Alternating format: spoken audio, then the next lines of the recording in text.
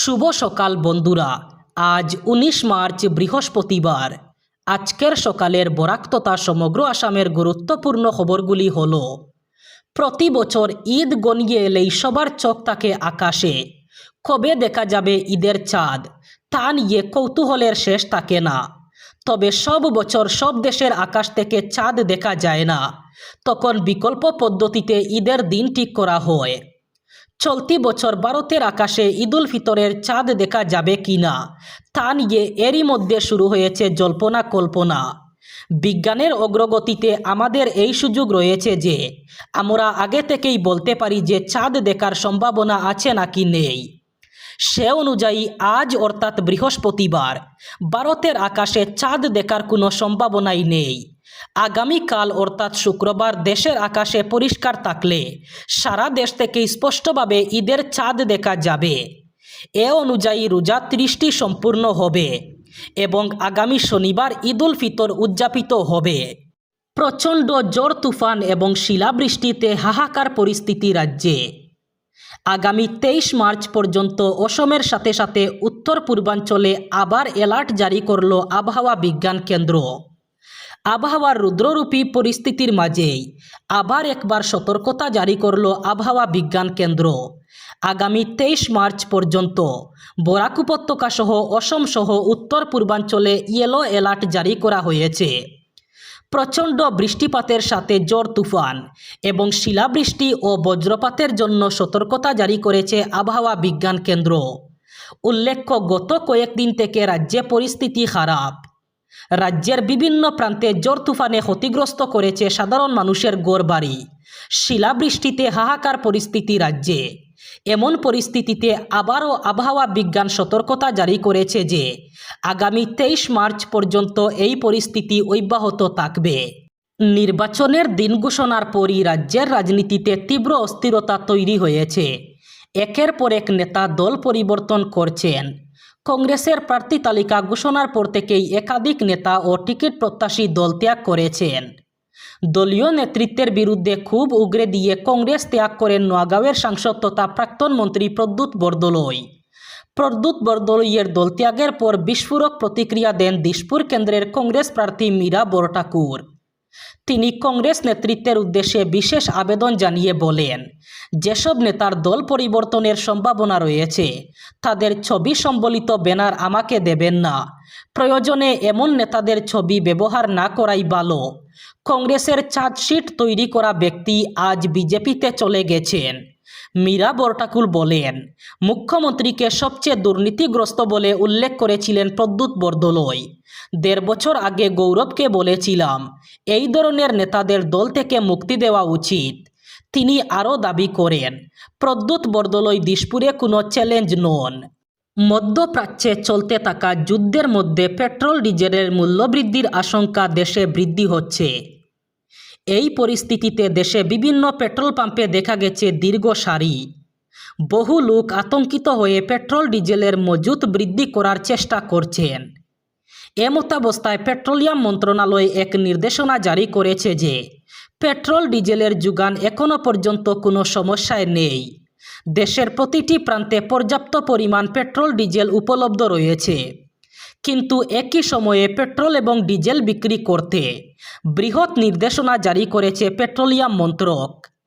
কেন্দ্রই মূলত পেট্রোল পাম্পকে নির্দেশনা দিয়েছে পেট্রোল এবং ডিজেল খালি অথবা অসুরক্ষিত পাত্রে বিক্রি না করতে। প্রবল ঝড় বৃষ্টি বজ্রপাতে গোটা অসম জুড়ে ব্যাপক ক্ষয়ক্ষতি। বুধবার ভোরে কয়েক ঘন্টা গোটা রাজ্য জুড়ে তাণ্ডব চালিয়েছে ঝড় বৃষ্টি। অসংখ্য বসতঘরের টিনের চাল এবং বাঁশের বেড়া উড়ে গেছে। বহু বাড়ি পুরোপুরি ভেঙে পড়েছে।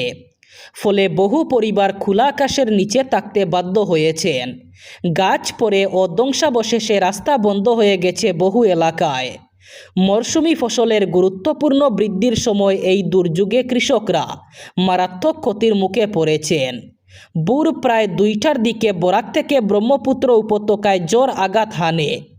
কার্বি আংলংয়ের খেরনি থানার অন্তর্গত বিভিন্ন এলাকার হাওয়াইপুর, জিরিবাসা, মাইলু বাজার, বেলবাড়ি, ওয়াটিজোর, কেরনি চোরালি ইত্যাদি এলাকায় মানুষ দিশাহারা হয়ে পড়েন। গমের ক্ষেত ও চাষকৃত সবজি জমিতে লুটিয়ে পড়ে। বিদ্যুতের খুঁটি ভেঙে পড়ায় বিদ্যুৎ লাইন ছিঁড়ে গেছে এবং পুরো এলাকা অন্ধকারে ডুবে গেছে। বিদ্যুৎ পরিষেবা স্বাভাবিক হতে আরও কয়েকদিন সময় লাগতে পারে বলে বিভাগীয় সূত্রে জানা গেছে। এবার দরজায় কড়া নাড়ছে ঈদ। কয়েকদিন ধরে ঝড় বৃষ্টি শিলাবৃষ্টিতে বিপর্যস্ত ছিল শিলচর। আকাশ ভরা মেঘ যেন ছন্দ কেড়ে নিয়েছিল শহরের, কিন্তু গতকাল সকাল থেকেই বদলে গেল ছবি। মেঘ সরতেই রাস্তায় নেমে এলো মানুষ, ফিরে এলো উৎসবের চেনা উচ্ছ্বাস। শপিং মল থেকে ফুটপাত সর্বত্র উপচে পড়া ভিড়। সাধ্যমতো ঈদের কেনাকাটায় ব্যস্ত শহরবাসী।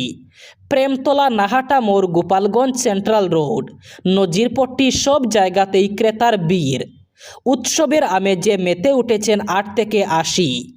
সৌদি আরবে ঈদ সম্ভবত শুক্রবার, সেই হিসেবে ভারতীয় উপমহাদেশে ঈদ উল ফিতর পালিত হতে পারে শনিবার।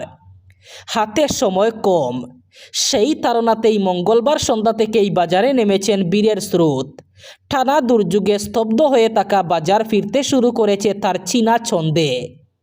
সকাল গড়াতেই খুলেছে দোকানপাট, বেলা বাড়ার সঙ্গে সঙ্গেই ঘন হয়েছে ভিড়। শিলচরের বস্ত্র বিপণনগুলিতে এখন রমরমা ব্যবসা। নতুন ডিজাইনের কাপড় সাজানো। শোরুমে যেমন ভিড় তেমনই জমজমাট ফুটপাতের দোকানে। জেলার শান্তি শৃঙ্খলা বজায় রাখা এবং অবাধ ও সুষ্ঠু নির্বাচন নিশ্চিত করতে হাইলাকান্দি জেলা প্রশাসন 163 ধারার অধীনে নিষেধাজ্ঞা জারি করেছে। জেলা কমিশনার অভিষেক জৈনর জারি করা নির্দেশে বলা হয়েছে, নির্বাচন চলাকালীন সময়ে কোনো অপ্রীতিকর পরিস্থিতি এড়াতেই এমন সিদ্ধান্ত নেওয়া হয়েছে। নির্দেশিকা অনুযায়ী অনুমতি ছাড়া জনসমক্ষে 5 অথবা তার বেশি ব্যক্তির জমায়েত নিষিদ্ধ। লাঠি, দা, ছুরি, তরবারি সহ যে কোনো অস্ত্র বহন নিষিদ্ধ। অনুমতি ছাড়া সমাবেশ, মিছিল, বিক্ষোভ, ধর্মঘট, স্লোগান, জনসভা করা যাবে না। রাস্তা অথবা জনপথ অবরোধ করে যান চলাচলে বিঘ্ন ঘটানো যাবে না। শিশুদের ব্যবহার ও পশু প্রদর্শন করে প্রচার ও রাস্তায় আতশবাজি ফাটানো নিষিদ্ধ। অনুমতি ছাড়া লাউডস্পিকার, মাইক ব্যবহার সম্পূর্ণ নিষিদ্ধ। হাসপাতাল, শিক্ষা প্রতিষ্ঠান অথবা ধর্মীয় স্থানের আশপাশে উচ্চ স্বরে মাইক বাজানো যাবে না। রাত 10টা থেকে ভোর 6টা পর্যন্ত লাউডস্পিকার ব্যবহার নিষিদ্ধ।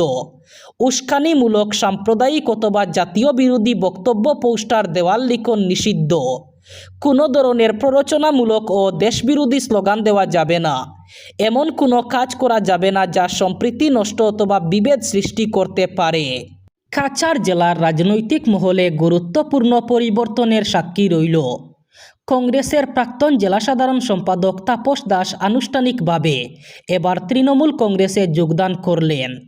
শিলচরে আয়োজিত এক অনুষ্ঠানে কাছাড় জেলা তৃণমূল কংগ্রেসের সভাপতি রাজেশ দেবের উপস্থিতিতে এবং রাজ্যসভার সাংসদ সুস্মিতা দেবের হাত থেকে দলীয় পতাকা গ্রহণ করে তিনি তৃণমূল কংগ্রেসে যোগ দেন।